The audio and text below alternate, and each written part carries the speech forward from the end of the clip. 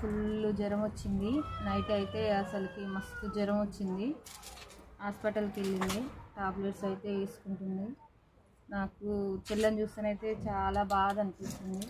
తొందరగా జ్వరం తగ్గాలని మనస్ఫూర్తిగా ఆ దేవుని కోరుకుంటున్నాను. మా చెల్లె అంటే నాకు మస్తు ఇష్టం.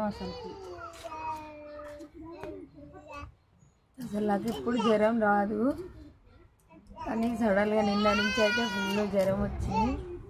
ఒక ట్యాబ్లెట్ వేసుకుంటే తగ్గేది, కానీ ఈసారి అయితే ఎన్ని ట్యాబ్లెట్స్ వచ్చినాయంటే 4 రకాలు. ఇవన్నీ మింగాలంటే నాకైతే ఏడుపు వస్తుంది.